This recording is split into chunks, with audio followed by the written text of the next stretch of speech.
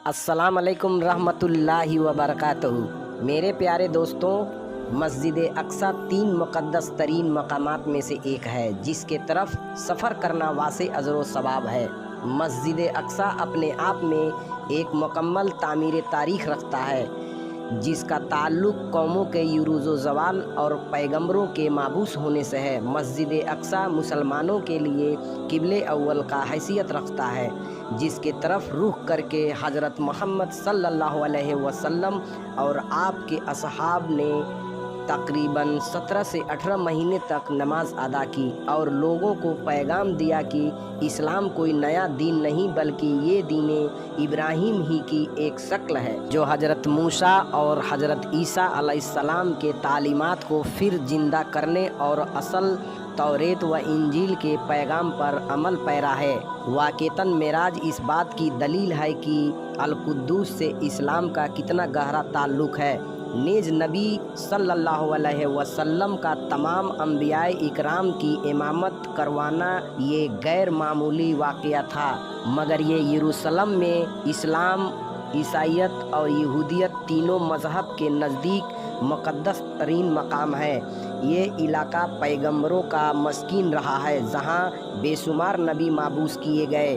कुरान करीम में अल्लाह ने सरजमी और कुद्दूस के मुतअल्लिक़ सूरह एराफ में फरमाया है, और हमने उस कौम को जिसको कमज़ोर बनाया गया था उस सरजमी के मशरिक़ और मगरिब का वारिस बनाया जिस सरजमी पर हमने बरकत रखी है।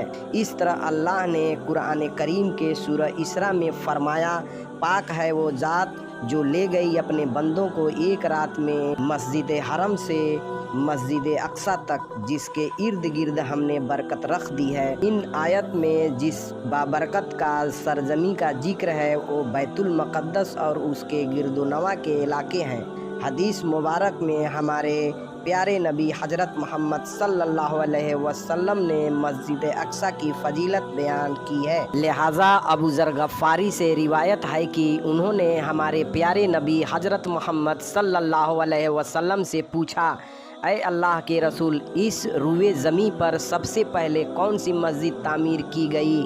आपने फरमाया मस्जिद हरम। उन्होंने फिर पूछा, उसके बाद कौन सी मस्जिद तामीर की गई? आपने फरमाया मस्जिद अक्सा। हज़रत अबू ज़र ने कहा, इन दोनों मस्जिद की तामीर के दौरान कुल कितना वक्फ़ा है? आप सल्लल्लाहु अलैहि वसल्लम ने जवाब दिया, 40 साल। उलमा व मुफस्सरीन एक जमात के नज़दीक मस्जिद अक्सा को सबसे पहले खुद हज़रत आदम अलैहिस्सलाम ने तामीर की थी और बाद में हज़रत इब्राहीम अलैहिस्सलाम ने उसे दोबारा तामीर करवाई।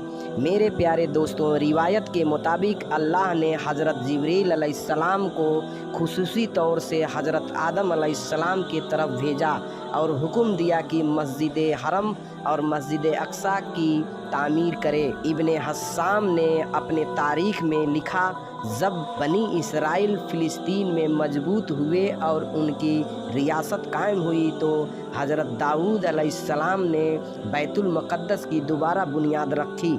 आपके जानसीन और फ़र्जिंद हज़रत सुलेमान अलैहिस्सलाम ने मस्जिद अक्सा की मुकम्मल तामीर फरमाई।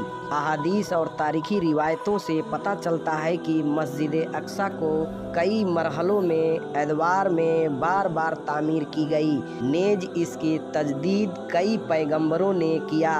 मस्जिद अक्सा की मुकम्मल तामीर हज़रत सुलेमान अलैहिस्सलाम के दौर में हुआ, जिसकी तायीद न सिर्फ इस्लामी बल्कि इसराइली रिवायतों से भी मिलती है। हज़रत सुलेमान अलैहिस्सलाम अल्लाह के जलीलुल क़द्र पैगम्बर थे जिनकी सल्तनत मशरिक़ से मगरिब तक थी और इंसानों के साथ साथ चरिंद्र परिंद्र जानवर हैवानात और जिन्नातों पर भी हुकूमत की थी। जिन्नात आपके ताबे और फरमाबरदार थे। अल्लाह ने जिन्नातों को आपके ताबे कर दिया था जो हुकूमत में हज़रत सुलेमान अलैहिस्सलाम की हुकूमत की तामील किया करते और बड़े बड़े काम को अंजाम देते।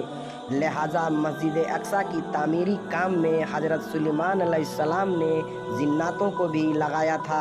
इस मस्जिद की तामीर आपकी बादशाह बनने के बाद ही शुरू हो गई और तकरीबन 40 सालों में मस्जिद अक्सा की तामीर मुकम्मल की गई। तामीरी मकाम पर हजरत सुलेमान अलैहिस्सलाम ने शीशे का एक हुजरा बनाया था जिसके अंदर आप अल्लाह की इबादत किया करते थे।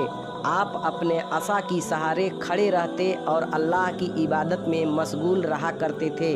आपकी इबादत काफ़ी तवील होती थी। आप कई दिन ऐसे ही खड़े रहते थे और जिन्नात मस्जिद अक्सा की तामीर में मशगूल रहा करते थे। और जब सुलेमान अलैहिस्सलाम को ये इल्म हुआ कि जल्द ही आपकी वफ़ात होने वाली है, तो आपने अल्लाह से दुआ की कि ऐसा मोजज़ा सादिर हो जाए कि इन जिनों को आपकी वफ़ात का इल्म भी न हो और वह इसी तरह अपने कामों में मारूफ रहकर मस्जिद अक्सा की तामीर मुकम्मल करते रहें।